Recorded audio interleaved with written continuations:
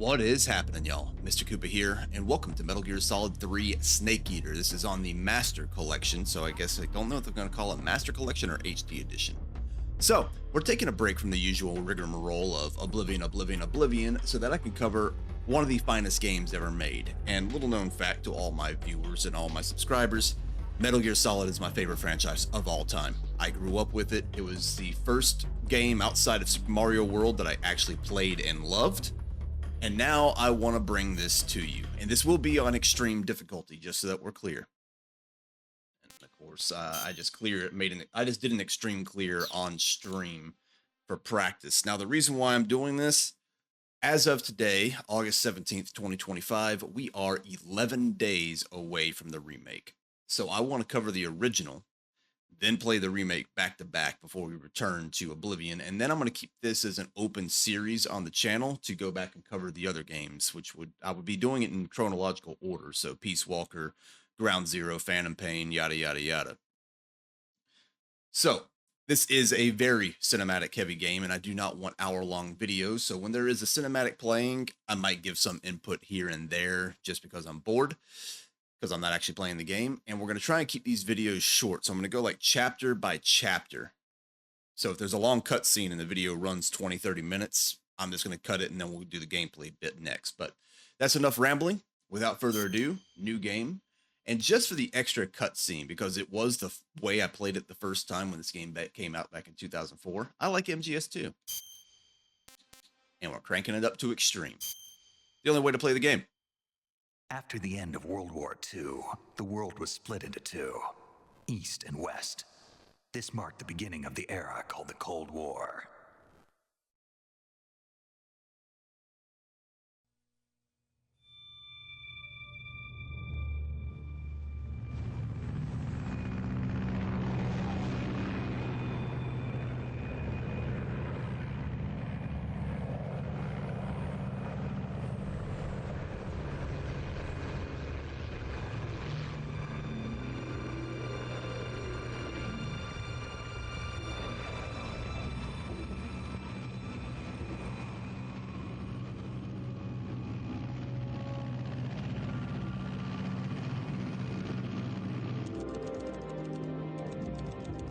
Pakistan, altitude 30,000 feet. Approaching Soviet airspace. 20 minutes to drop off. Commencing internal depressurization. Equipment check. Arm main parachute. All right. You ready to go? Drop zone still showing a high pressure mass. Cav okay. Good. We've got high visibility.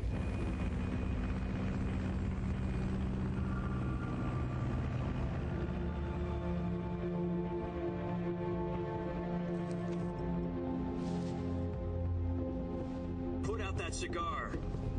Connecting oxygen hose to interior connector. Put on your mask.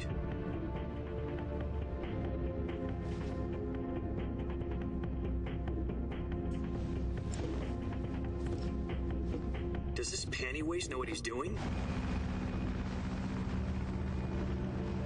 Approaching release point.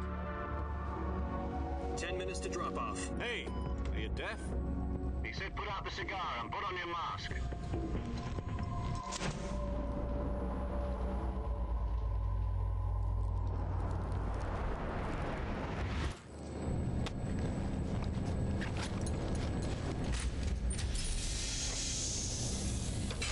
Depressurization complete. Checking oxygen supply. 6 minutes to drop off. Opening rear hatch.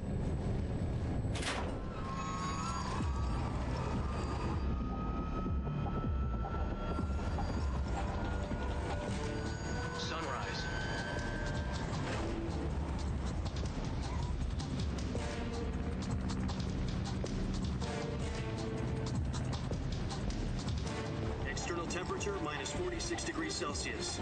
2 minutes to drop off. Stand up.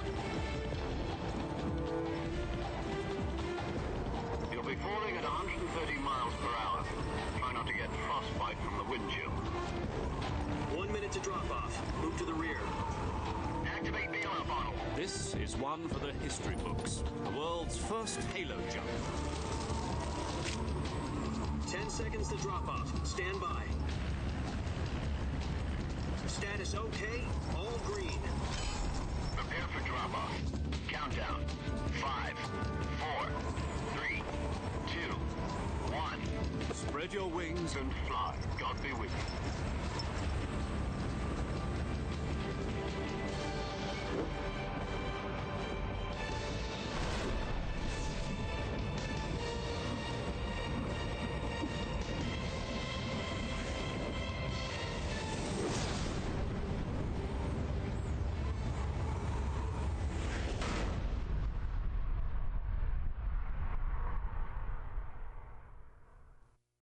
Jack, I've got some important news.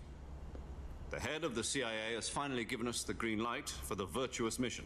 Virtual mission? No, the Virtuous mission. The future of our Fox unit depends on it. If it succeeds, we'll be officially organized into a unit.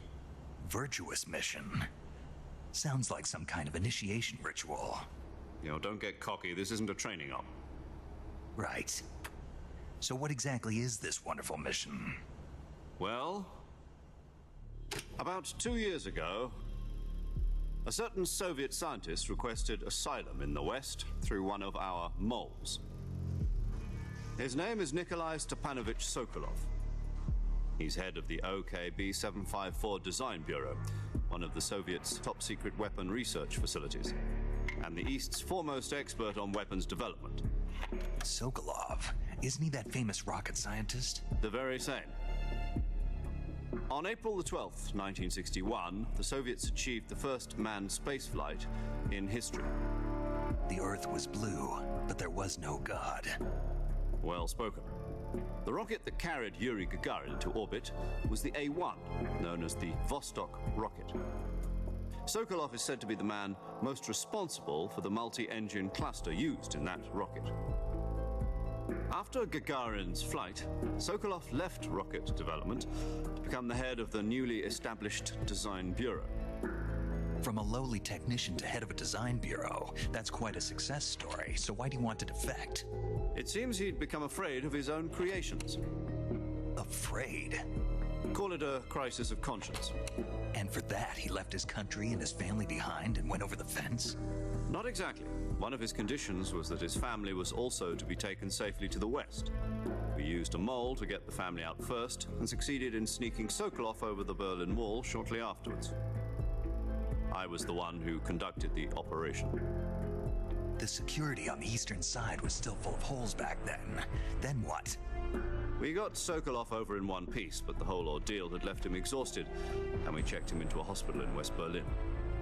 It took him 2 weeks and more than 600 miles to get from the research facility in the Soviet Union to Berlin. He was in no condition to say anything coherent.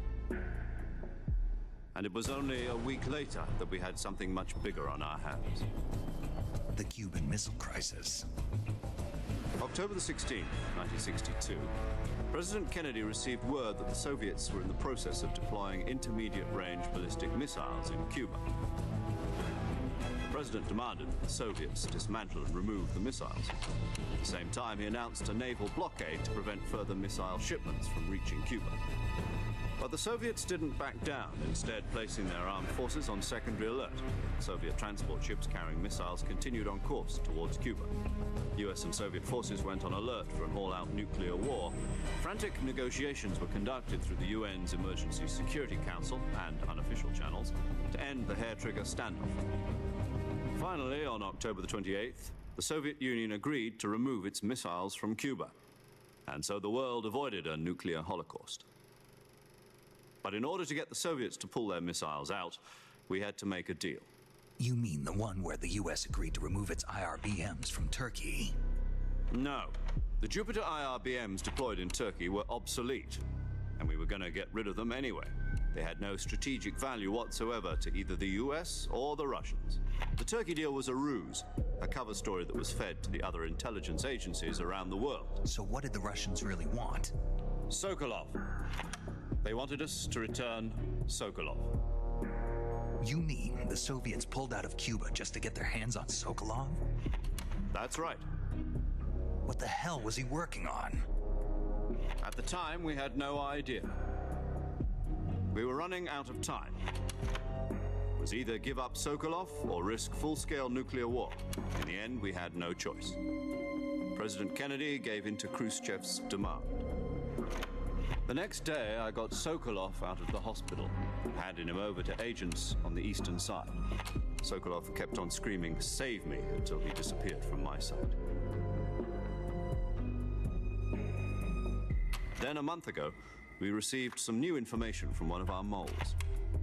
About Sokolov? Yes. He was taken back to the research facility and forced to continue working on the weapon in question under KGB supervision. What's more, it's on the verge of completion. So what kind of weapon is it? Something to do with space rockets? No, missiles. Same technology. I guess you're right. We don't know the details, but it appears to be a new kind of nuclear device. For half a year now, the Soviets have been conducting frequent nuclear tests at Semipalatinsk. Something to do with the weapon, I assume. We're talking about a secret weapon so big that Khrushchev was ready to pull out of Cuba to get it back. Is Sokolov still in the facility? No. According to our intelligence, he's in Tselinoyarsk, a place in the mountains about 3 miles to the west that's known as the Virgin Cliffs. The Virgin Cliffs. Nice name for a virtuous mission. They moved him there just recently. Why? Apparently, they're conducting a field test of the weapon, but it's our best chance to get him back. This mission would never have been possible if he was still in the research facility. This is our last chance. Sokolov must have known that too when he contacted us.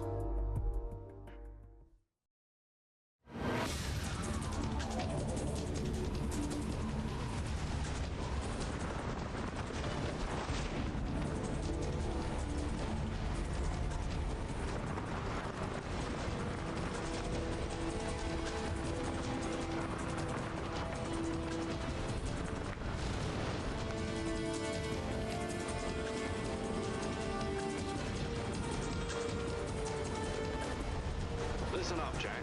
Your mission is to infiltrate Tselinoyarsk in the Soviet mountains, ensure the safety of Sokolov, and bring him back to the west.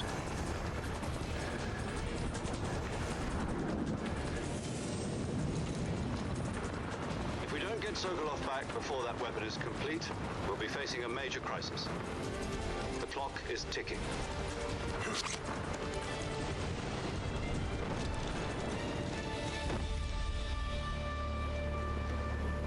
Once we've confirmed the rescue of Sokolov, stand by at the recovery point. A recovery balloon will be dropped at that point. Helium will be pumped into the balloon to inflate it. The process takes about 20 minutes. Once it's complete, the gunship's arm will latch onto the balloon and pull it up. The Fulton surface-to-air recovery system. I'm familiar with the theory. Take it easy. It's been combat-proven. Do you think Sokolov is up to it? The shock will be less than during a parachute jump, and the arm can handle up to 500 pounds. So you're planning on going over the border in a single combat Talon? She's equipped with 2 6-barrel 20mm Vulcan cannons, as well as 2 40mm machine guns. Sounds like she could hold her own against a battalion of tanks. Even with the fuel in the reserve tank, we're facing a 4-hour time limit.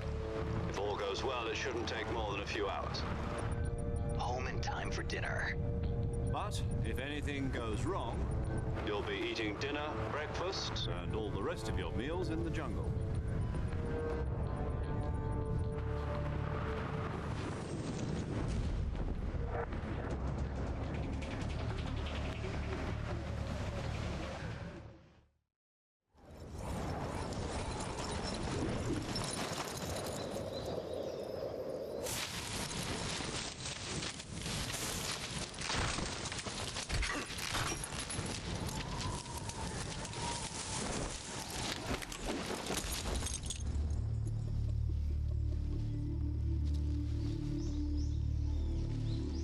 Welcome to Tselinoyarsk.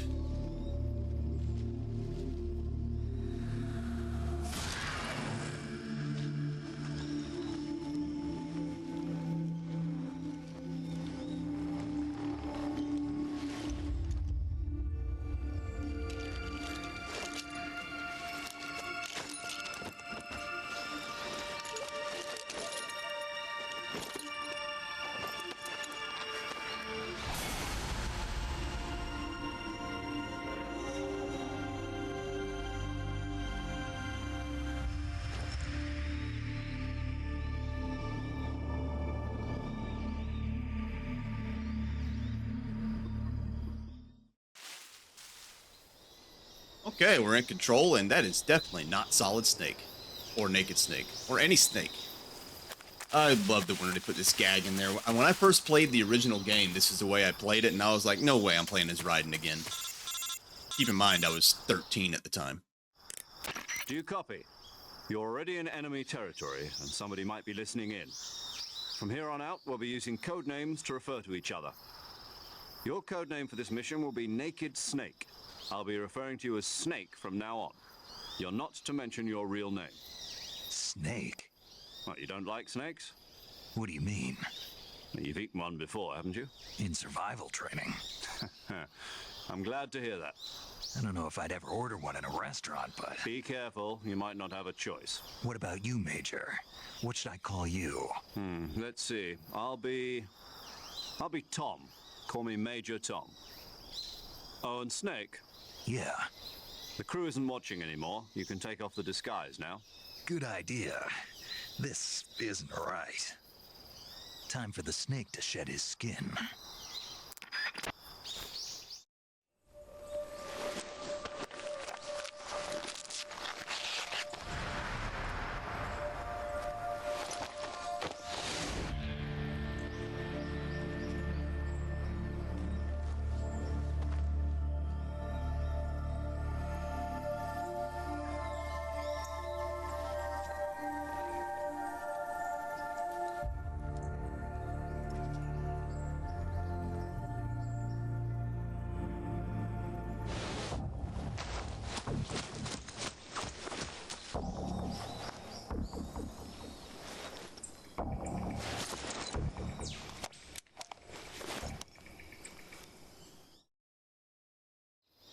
Can you hear me, Major Tom?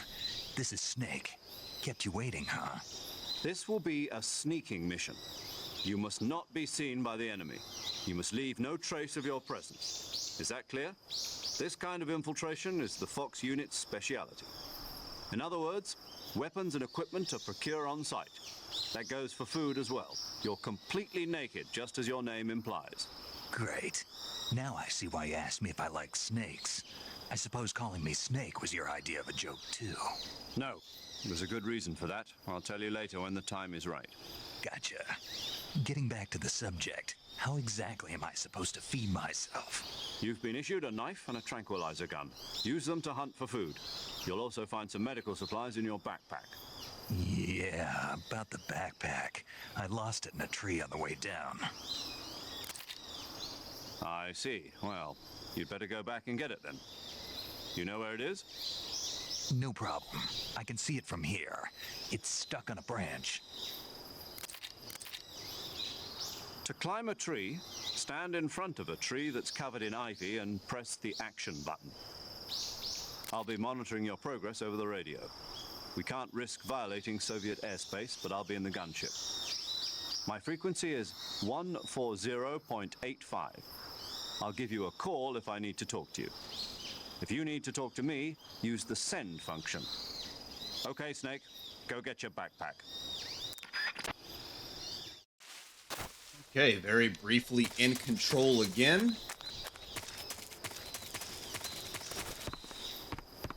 I don't remember there being anything over here. Let's go, there's not. Alright, let's go get our backpack.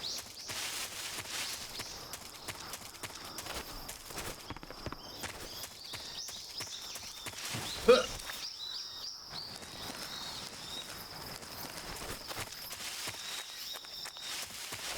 Alright, we climb, we grab backpack, and then there's even more dialogue. This is an extremely wordy game for those of you that have never seen it. Welcome to Hideo Kojima.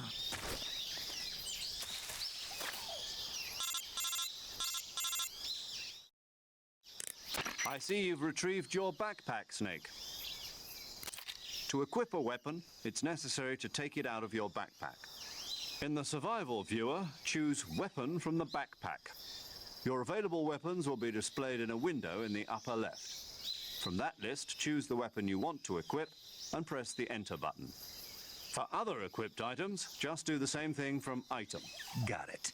Use the survival viewer backpack. Yep, that's right. Survival is fundamental to this mission. After you've been out in the field for a while, your stamina will start to drop. If your stamina gets too low, it'll affect your performance. You won't be able to shoot accurately, for example, and your wounds won't heal as smoothly. Keep an eye on your stamina so you don't run out. To recover lost stamina, you can hunt for local flora and fauna. You can use either your tranquilizer gun or your knife to hunt. My only weapon is a Mark 22 Hush Puppy tranquilizer gun? That's right. It's been fitted with its own suppressor. However, the suppressor will deteriorate every time you fire. Once its durability reaches 0, the noise suppression effect will be gone. So don't get too trigger happy with it. The suppressor's durability is shown in the icon. Any weapons and equipment beyond what you're carrying now, you'll have to find as you go. I have to find my own weapons and equipment? Whose crazy idea was this anyway? Solo covert actions are standard Fox operating procedure. You can't leave any traces of your presence. No weapons, equipment, footprints, sweat, or bodily waste. The same goes for bullets and cartridges, too. Your presence in enemy territory is already a violation of international conventions of warfare. There aren't supposed to be any American soldiers in Russia. It could spark an international incident. You can't let anyone see you. You can't let the enemy know you're there. This is a stealth mission. You're a ghost, Snake, in every sense of the word. And there'll be no rescue if you're captured. The military and US government will deny any involvement in the affair. Then I'll just have to take care of myself, huh? I'm afraid so. You've been given a fake death pill for that purpose. SIS guidelines stipulate that soldiers on covert ops like this one be issued a potassium cyanide capsule. Tape it to your body so you can take it when you need to. How generous of you. Use it if you're taken prisoner by the enemy. It'll send you into a state of false death for a short time. Fooling them into thinking that I'm really dead. So how do I come back to life? Just take the revival pill. You mean that thing they put in my tooth before the mission? That's the one. But be careful. If you remain in a state of false death for too long, nothing will be able to bring you back. Remember that. I'll keep it in mind. You said this was a solo mission, right? Right. I guess that means I can't count on any reinforcements. Correct. The mission rests entirely in your hands. A real one-man army. Relax. There's a support team ready to back you up over the radio. Who? I'll introduce them to you. This time, survival is of utmost importance. The first member of the support team will be in charge of monitoring your physical condition, acting as a medic, so to speak, as well as recording your mission data. She's a member of Fox as well, and she's here on the gunship with me. She? Hello, Snake. I'm Paramedic. Nice to meet you. Paramedic. As in a medic who comes in by parachute. Aren't you going to tell me your real name? Are you going to tell me yours, Mr. Snake? My name, huh? It's John Doe. And they call you Jack for short. You're a regular Captain Nemo. A name means nothing on the battlefield. After a week, no one has a name. What's your name? Jane Doe. Very funny. I wasn't joking, but I'll tell you my name only if you manage to make it back alive. My frequency is 145.73. She's also in charge of recording your mission data. Whenever you want to save, send a message over the reserved save frequency, 140.96. So saving lets me record my mission data. That's right. It also records the state of your health. Good to know. There's one more person I want to introduce you to, Snake. Huh? Speaking of snakes, you remember the boss, don't you? A legendary soldier and your mentor. Actually, it was the boss that got the DCI's authorization in the first place. She's going to be serving as Fox's mission advisor. The boss is? She also helped me plan this mission. She and I were at SAS together. Jack, is that you? How many years has it been? Boss? That's right. It's me. Talk to me. Let me hear your voice. It's been 5 years, 72 days, and 18 hours. You've lost weight. You can tell just by the sound of my voice. Of course I can. I know all about you. Really? Well, I don't know anything about you. What's that supposed to mean? Why'd you disappear on me all of a sudden? I was on a top secret mission. You didn't need me anymore. But there were still so many things I wanted you to teach me. No, I taught you everything you needed to know about fighting techniques. I taught you all I could. The rest you needed to learn on your own. Techniques, sure. But what about how to think like a soldier? How to think like a soldier? I can't teach you that. A soldier needs to be strong in spirit, body, and technique. And the only thing you can learn from someone else is technique. In fact, technique doesn't even matter. What's most important is spirit. Spirit and body are like two sides of a single coin. They're the same thing. I can't teach you how to think. You'll just have to figure it out for yourself. Listen to me, Jack. Just because soldiers are on the same side right now doesn't mean they always will be. Having personal feelings about your comrades is one of the worst sins you can commit. Politics determine who you face on the battlefield. And politics are a living thing. They change along with the times. Yesterday's good might be tomorrow's evil. Is that why you abandoned me? No, it had nothing to do with you. I already told you, Jack. I was on a top-secret mission. A soldier has to follow whatever orders he's given. It's not his place to question why. But you're looking for a reason to fight. You're a natural-born fighter, but you're not quite a soldier. A soldier is a political tool, nothing more. That's doubly true if he's a career soldier. Right and wrong have no place in his mission. He has no enemies and no friends. Only the mission. You follow the orders you're given. That's what being a soldier is. I do whatever I have to get the job done. I don't think about politics. That's not the same thing. Sooner or later, your conscience is going to bother you. In the end, you have to choose whether you're going to live as a soldier or just another man with a gun. There's a saying in the Orient, loyalty to the end. Do you know what it means? Being patriotic. It means devoting yourself to your country. I follow the president and the top brass. I'm ready to die for them if necessary. The president and the top brass won't be there forever. Once their terms are up, others will take their place. I follow the will of the leader, no matter who's in charge. People aren't the ones who dictate the missions. Then who does? The times.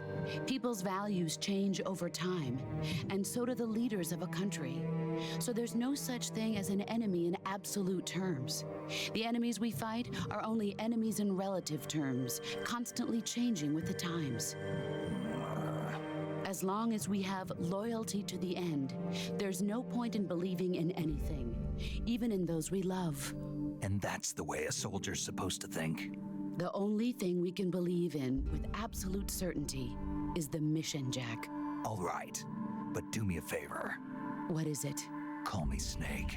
Snake. Oh, right. Your code name is Snake. It suits you well. That's right. The legendary unit that the boss put together during World War II was a snake. The Cobra unit, a group of heroes that brought the war to an end and saved the world. As long as you've got a legendary hero backing you up, you'll be fine. Isn't that right, Snake? Yeah, I can't think of anyone else I'd rather have with me. Oh, and one more thing, boss. Yes? It's good to hear your voice again. Same here. After all, who knows if either of us will make it out alive? Snake, you are always best at urban warfare and infiltrating buildings. But this is the jungle. Survival is going to be key. Those CQC techniques I taught you are sure to come in handy. CQC? Close quarters combat, huh? I've been in the Green Berets for the past few years. I'm probably pretty rusty. Not to worry. I'll be here to help you remember. After all, this is your first actual survival mission. I'll be supporting you over the radio. Where are you, boss? Next to the Major? The boss is communicating with us by radio from aboard a Permit-class submarine in the Arctic Ocean. My frequency is 141.80. Call me if you need my advice on battle techniques. Gotcha. Your mission is to retrieve Dr. Sokolov. Dr. Sokolov is being held in an abandoned factory located to the north of your current position. Avoid heavy combat and don't let anyone see you. Don't forget that this is a stealth mission. Snake, try to remember some of the basics of CQC.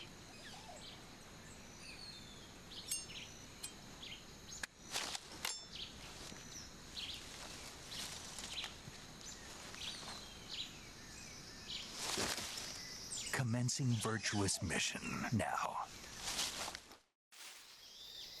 Okay, and just like that, we are finally in control, and we're going to go ahead and end off. A 30-minute intro sounds like a great way to start this series. When we return, it's on to rescuing Dr. Sokolov and completing the Virtuous mission. Until then, I will see you all next time.